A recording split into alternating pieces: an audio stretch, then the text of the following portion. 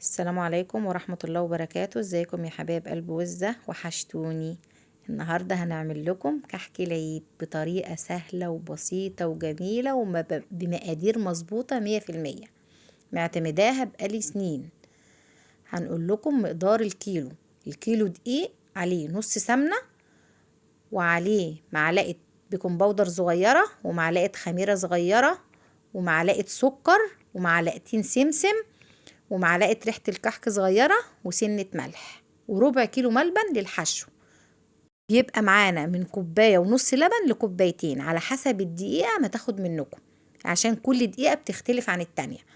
طبعا انت هتقولي المقادير اللي انت بتحطيها دي كتيرة، طبعا لان المقادير اللي معايا دي مقادير 3 كيلو. ان شاء الله نعمل معاكم 3 كيلو. نعمل بقى الكحكاية صغيرة، كبيرة، سادة، محشية، براحتك زي ما انت عايزة تعملي. وعاملينه بالسمنة البلدي وباللبن البلدي الجميل. كل واحد يعمل اللي يناسبه واللي يريحه. ناس بقى تطلع تقولك ايه، ما تحطيش بيكنج باودر بينشفه، لا اعجني بمية بدل اللبن، لا مش عارفة ايه. لا، هي دي الطريقة، وطريقة مظبوطة 100%. والسمنة بقدحها، لازم انا اقدحها وتبقى ايه، شوفوا بتفور في الدقيق ازاي. طبعا انا حطيت معاكم المقادير الجافه كلها، وقلبتها، اللي هو البيكنج باودر والسمسم والسكر وريحه الكحك والملح، كل ده.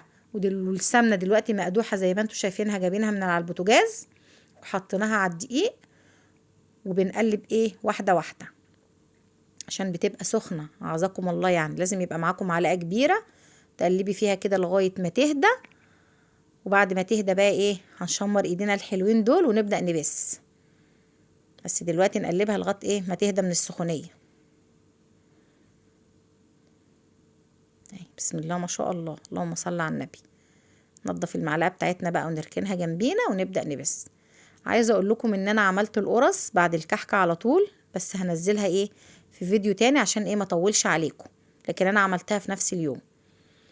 ببس بدعك على ايديا كده، العجينه ادعكها على ايديا، وايد بتفرد وايد بتلم، مش بعجنها، ده اسمه البس. هبسها كده لغايه ما تنعم في ايديا زي ما شفتوا كده، تحسوا ان هي اتعجنت، بس هي ما اتعجنتش ولا حاجه. احنا بنبس فيها لغايه ما تبقى كده. ونسمي بقى كده ونصلي على النبي على الحاجة بتاعتنا، بتطلع جميلة وزي العسل.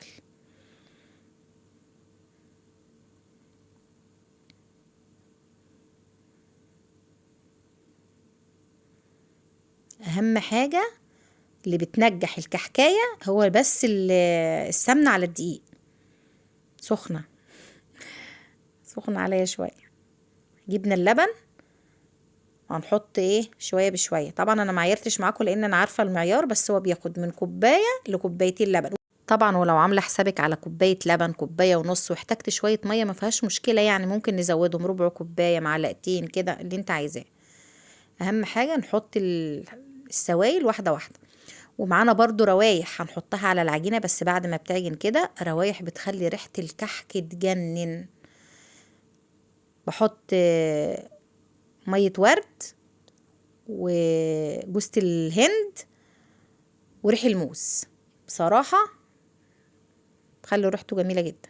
خلينا في العجن دلوقتي. طبعا احنا بنعجن مش باللت العجين كده، لا بنفتح بايدينا كده ونشيل ونحط ونشرب العجينة زي ما انتوا شايفين كده. بنقلب بايدينا شمال ويمين، وايدك تبقى مفتوحة تودي وتجيبي بيها.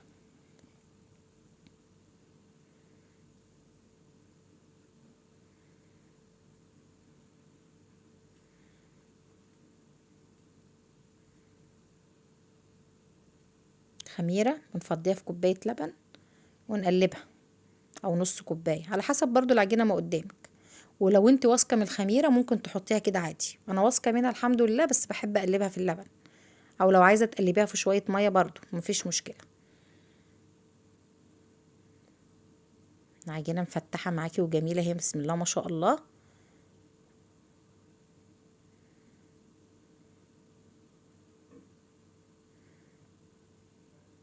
العجينة طالما اتبست كويس، بسم الله ما شاء الله عليها. دي مية ورد حطينا حوالي معلقة، وفضينا الفانيليا. حط ريحة الموز وريحة جوزة الهند. عايزة اقولك الروايح طالعة من وانت بتعجني، وانت بتسوي بقى مش قادرة اقولك الروايح اللي طالعة كمان. شرب الروايح كده في العجينة. شوف بنشيل ونحط وايدينا متفتحة واحنا بنعجن العجينة.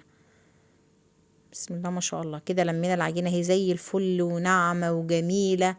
وجبنا الملبن بتاعنا بقى اللي هو ايه، الكيلو له ربع كيلو، بس انا مضاعفة الكمية شوية. حاطين عليه معلقتين سمنة بلدي، وما حطيتش بقى اي مكسرات لان ولادي مش حابينه بمكسرات. انتي بقى تحط مكسرات، تحط فانيليا، تحط جوز الهند اللي يريحك. كحكاية ولا مشققة ولا فيها اي حاجة، والعجينة ناعمة وجميلة.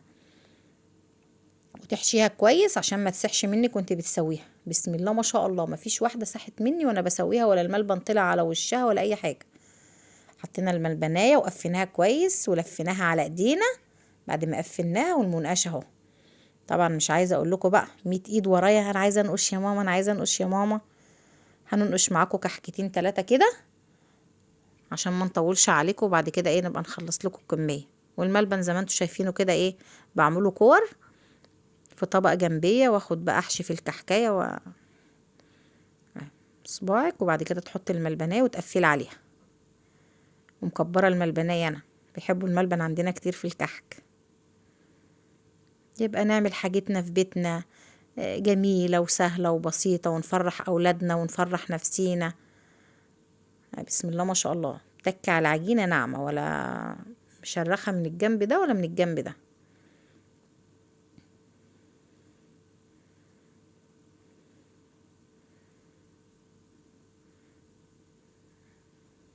ال3 كيلو دول انا ما عملتهمش كلهم بملبن، عشان في اللي بيحب بملبن وفي اللي بيحب ساده. قولوا لي بقى ايه رايكم في النقشه بتاعتي، ما تتفرجوا كده قولوا لي ايه رايكم.